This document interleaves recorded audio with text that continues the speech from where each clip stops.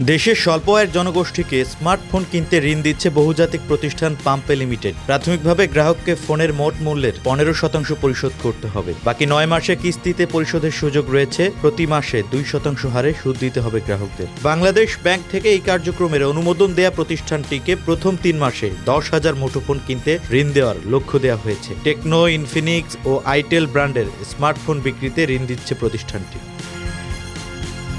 অনুমোদনপত্রে Bangladesh bank বলছে, দেশের প্রান্তিক জনগোষ্ঠীর মধ্যে আর্থিক সেবা বিস্তারের অন্যতম প্রধান উপাদান স্মার্টফোন। এর ব্যবহার বৃদ্ধির জন্য বাংলাদেশ ব্যাংকের তত্ত্বাবধানে পাম্পে লিমিটেডের প্রস্তাবিত মডেল অনুযায়ী পরীক্ষামূলক কার্যক্রম শুরুর অনুমোদন দেওয়া হলো। এতে বলা হয়েছে, এই সেবার প্রধান লক্ষ্য সীমিত আয়ের জনসাধারণ যাদের স্মার্টফোন নেই তাদের স্বল্পমূল্যে স্মার্টফোন সরবরাহ করা। তবে যে কোনো ব্যক্তি এই ডিভাইস কিনতে পারবেন। ডিভাইসগুলো MFS অ্যাপ, ব্যাংক অ্যাপ, সামাজিক যোগাযোগ মাধ্যম অ্যাপ নির্বিচ্ছিন্নভাবে চলার যোগ্য হতে হবে। পাইলট কার্যক্রমের মেয়াদ হবে 1 বছর। বাংলাদেশ ব্যাংকের পেমেন্ট সিস্টেমস ডিপার্টমেন্ট পাইলট ব্যবস্থার সমন্বয়কের ভূমিকা পালন করবে।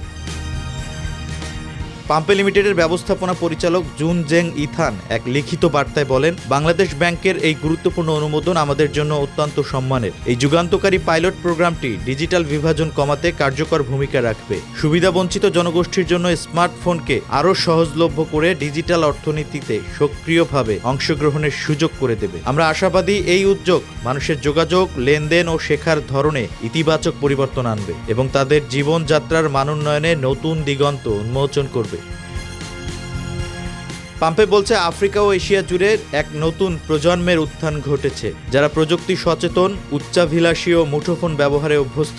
তাদের কাছে স্মার্টফোন কেবল একটি যোগাযোগের মাধ্যম নয়, এটি একই সঙ্গে একটি স্কুল, একটি বাজার এবং পকেটে থাকা একটি ব্যাংক শাখা। বর্তমানে পাম্পে 4 কোটি ব্যবহারকারী ও 10 লাখ মার্চেন্টকে সেবা প্রদান করছে, যার মাধ্যমে প্রতিদিন 1.5 কোটির বেশি লেনদেন সম্পন্ন হচ্ছে। ব্যাংকিং ও স্মার্টফোনে অর্থায়নে তাদের লক্ষ্য একটাই, সেটা হলো আর্থিক সেবার পরিধি বাড়ানো, নতুন সুযোগ সৃষ্টি করা এবং বড় পরিসরে আর্থিক অন্তর্ভুক্তি নিশ্চিত করা।